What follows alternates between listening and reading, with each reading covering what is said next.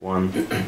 Hi folks, it's Ruben Lopez again from Lopez Lending Group. Today we're here to talk about credit. One question I frequently get is, why is my credit score what it is? Well, today we're going to discuss the things that go into your credit score.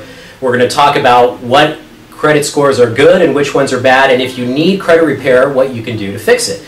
So the first question is easy. What is important about having good credit? And quite simply, the short answer is that having a good credit score can mean the difference between getting a good rate and a bad rate, which can mean the difference of about $10,000 in some cases in closing costs, as well as tens of thousands of dollars over the life of the loan.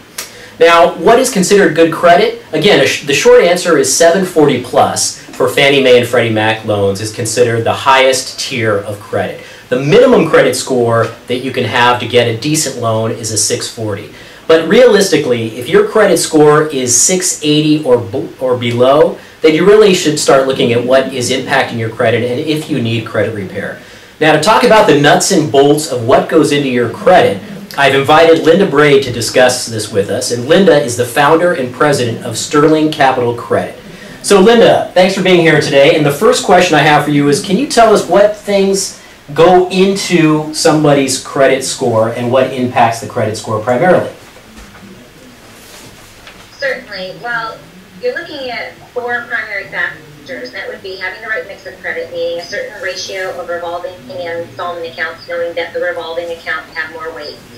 Then the aging, so you want to have old accounts, the older the better. You also want to manage a very good balance to limit ratio. You don't want to overutilize your credit. And then, of course, you want to pay everything on time. Excellent.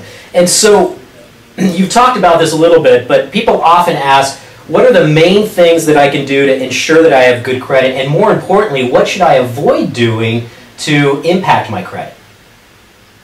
Well, certainly you should avoid closing down credit cards. You want the aging there. Too many people do that, and that's a big mistake.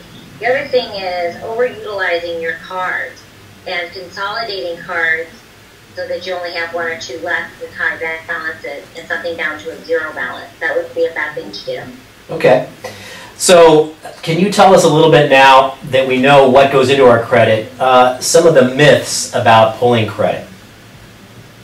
I think one of the biggest myths is the fact that you shouldn't pull your credit to find out your score for getting lending. So, for example, if you've got a borrower that comes to you and doesn't want you to pull their credit report because they're afraid of a score loss, that would be a myth, because you're going to need to assess where their score is at so that you can determine what the best loan options are and whether or not they need to see a professional like Sterling Capital Credit to audit and improve their overall credit profile so they can get the best prevailing rate.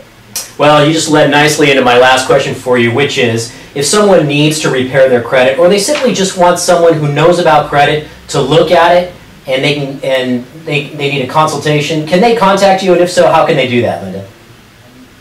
Oh, absolutely. Well, I invite anybody that has any credit-related concerns to get in touch with me, because we care deeply about educating consumers so they know how to protect and rebuild their credit score.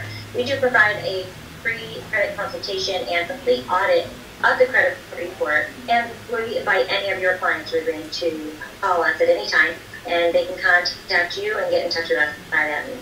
I appreciate that, Linda. I hope this was helpful for you, and remember to check out my YouTube video library for answers to many frequently asked mortgage questions. Thank you.